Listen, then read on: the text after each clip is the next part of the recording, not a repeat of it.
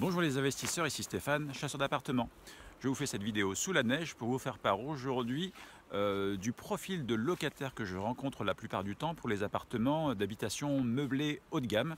Voilà, sachant que à la fois la prestation de chasseur d'appartements que je propose consiste à trouver l'appartement, à superviser les travaux, l'ameublement, la décoration le cas échéant, et également à mettre en place le ou les premiers locataires à un montant de loyer que j'indique par avance avant même la signature du compromis.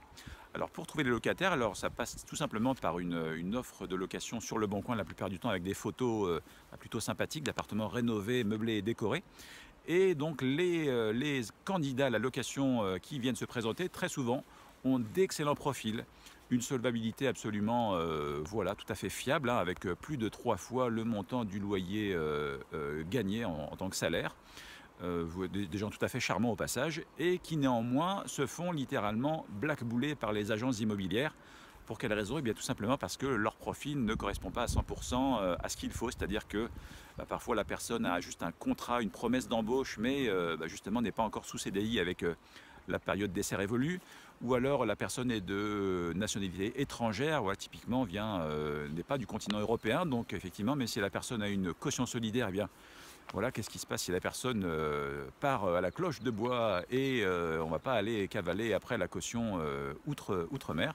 Voilà, des personnes, encore une fois, qui sont même surprises de se voir refuser des locations tellement leur dossier est bon, et qui finissent parfois par tomber sur des annonces que moi je propose.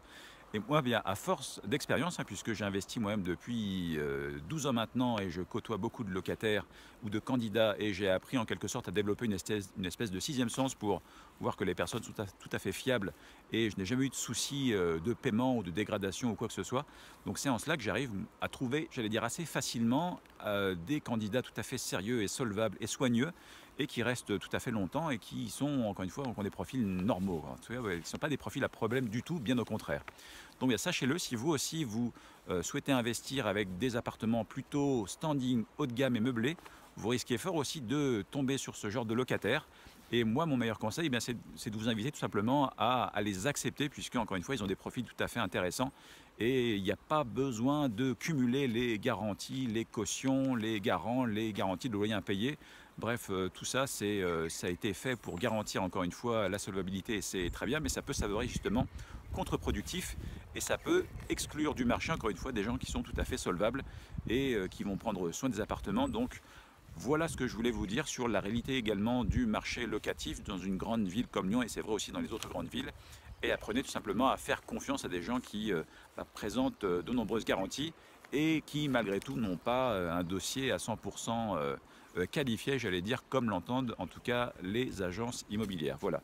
Et au passage, les candidats vont apprécier, si vous êtes un particulier, que vous puissiez vous déplacer un samedi, voilà, prendre une heure le week-end pour leur donner les clés. Ça, c'est tout à fait aussi enviable, sans même parler effectivement du fait de ne pas prendre de frais d'agence, qui est un critère également.